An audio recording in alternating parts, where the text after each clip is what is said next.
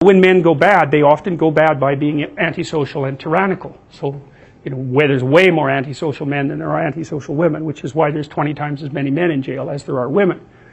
So each gender, let's say each sex, has its own characteristic pathologies.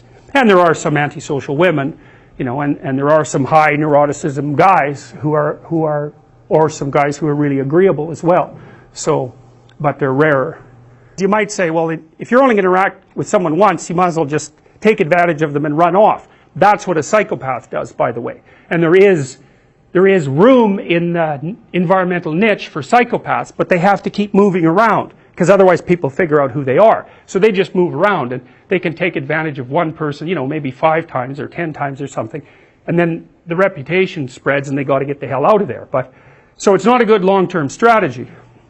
If you're preyed upon by a psychopath, which you will be to some degree at some point in your life, the psychopath, who will be narcissistic, will presume that you're stupid and that you deserve to be taken advantage of because you're naive and stupid. So it's actually a good thing that he's doing it.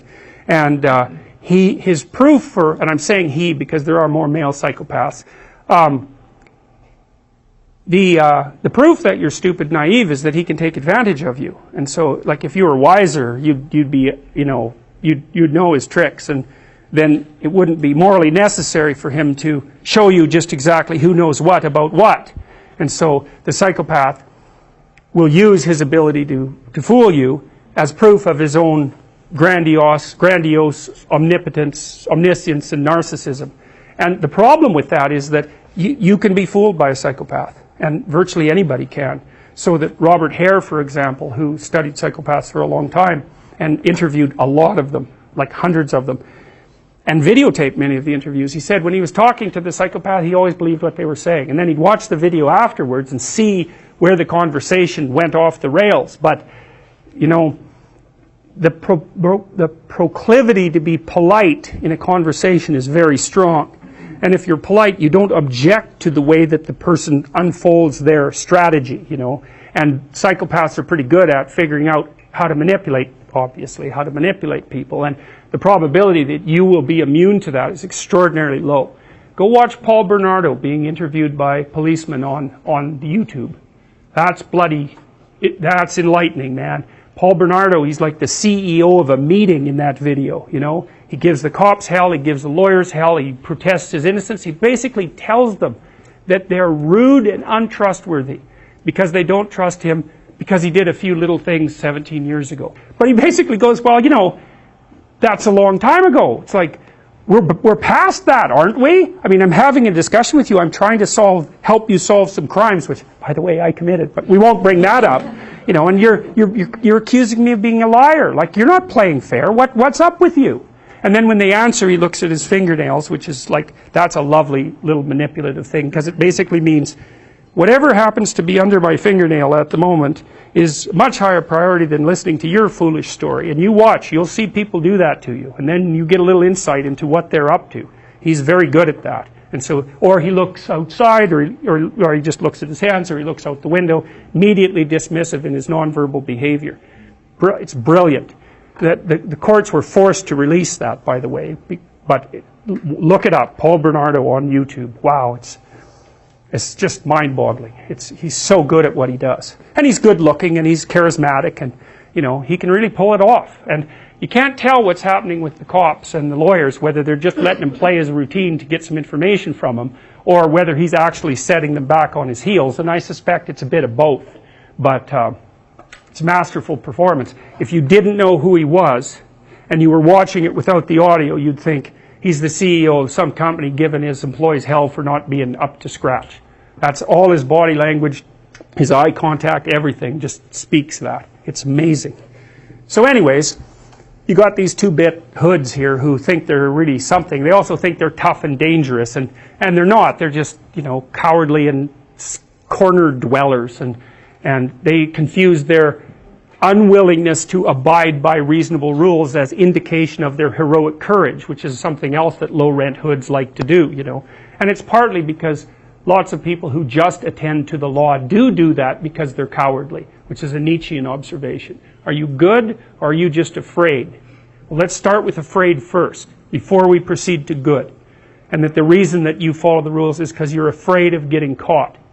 Yeah, well, you know those kids who, often university kids who are in like a hockey riot and they end up breaking windows and stealing things and, you know, they get nailed for it and afterwards they're really blown away by their own behavior. It's like, well, they're in that camp. It's like they think they're good people, but they're not. They're just never anywhere where you could be bad.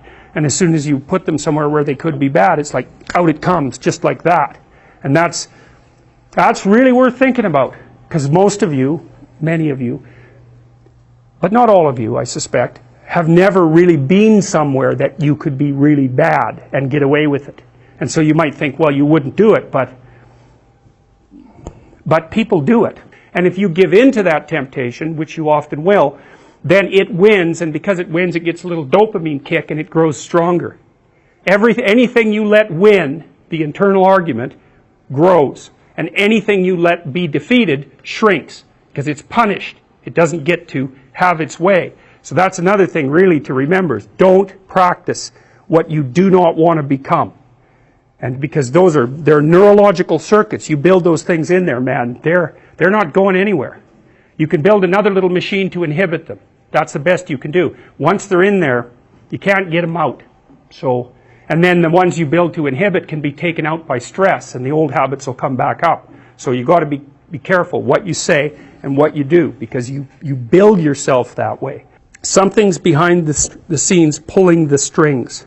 And everybody always wonders what that is, right? What's actually going on? What's actually going on with Trump?